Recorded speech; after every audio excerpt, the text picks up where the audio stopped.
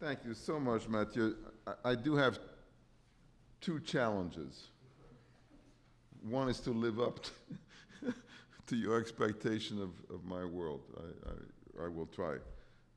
The other challenge, I must say, listening to what you've said about my world, I've really never done the legal system of Greenland. And so that might be something for me to work on. Well, again, thank you so much. Everyone should have, I hope, perhaps I made a number of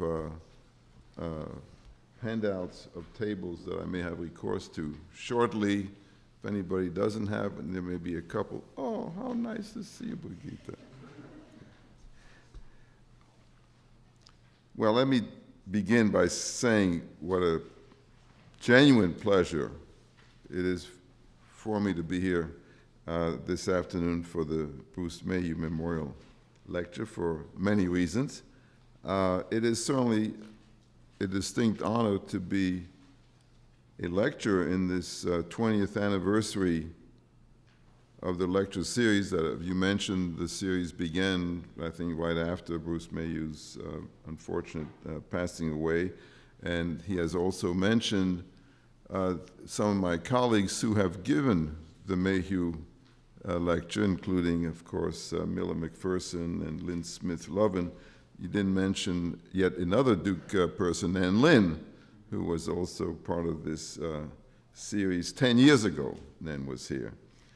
So I'm certainly struck by the rich diversity of their themes and also by certain recurrent thread of a structural approach to social reality. That, of course, is not surprising, the structural approach, given the strong commitment to structuralism of Bruce Mayhew.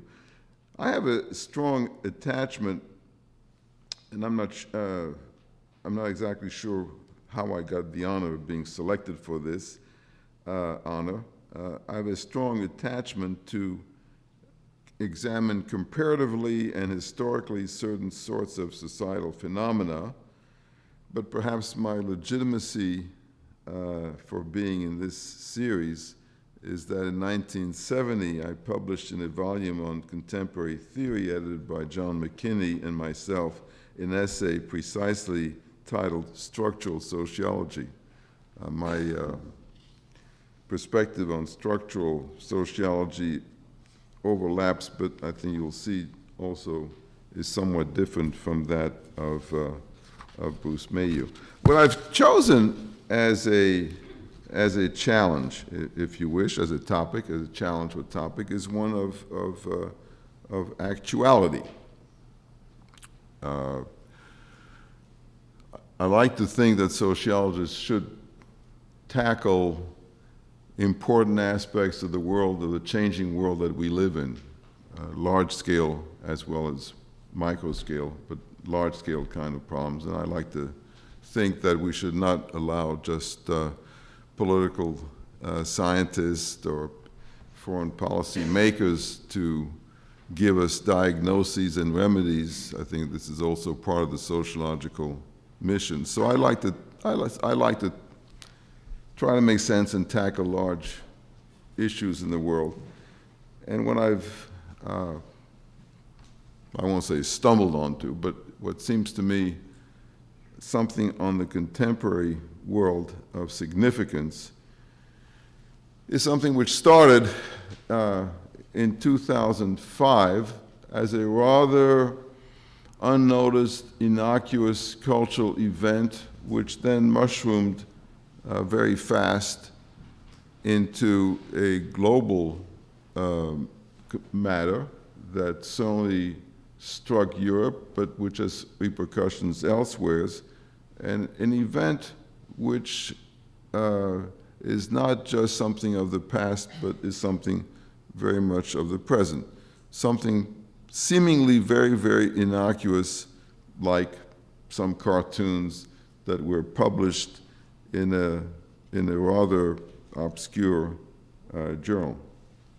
So let me now go from the 18th century or 19th century where I normally feel at home to the 21st century of PowerPoint.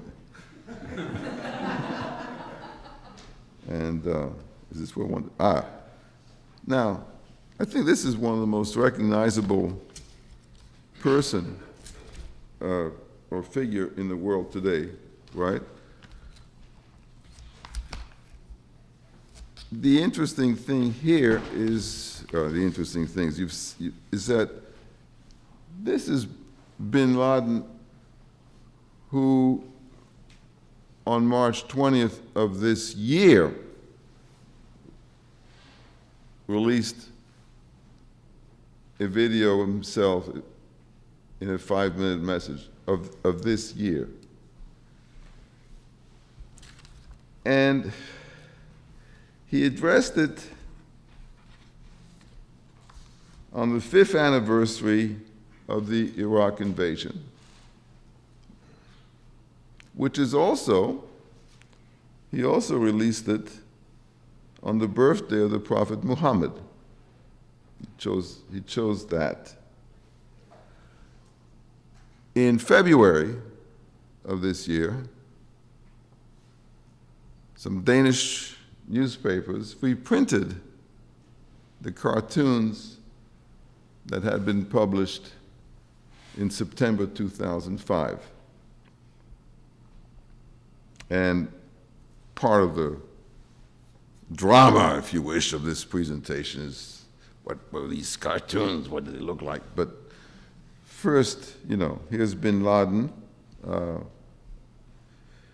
who in his message addressed the European Union, saying that publishing the cartoons was a greater crime than Western forces targeting Muslim villages and killing women and children. Military attacks on Muslims paled in comparison when you went overboard and freed yourselves of the etiquettes of disputes and fighting and went to the extent of pursuing these insulting drawings.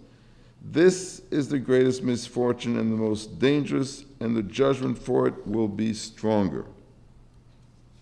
And he went on in a warning saying that the response will be what you see and not what you hear, and let our mothers bereave us if we do not make victorious our messenger of God. This is a couple of weeks ago. So in some ways it's a very strong message from the person who is seen as, you might say,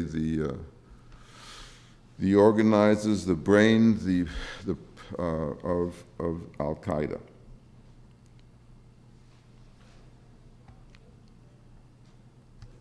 Now,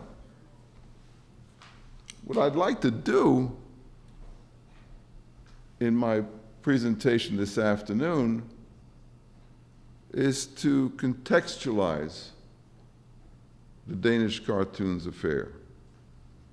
In a sense, to do a sort of, in part, structural analysis by contextualizing it. And the main points that I want to cover is to contextualize the Danish cartoons since they took place in Europe, to contextualize Europe. Europe is, in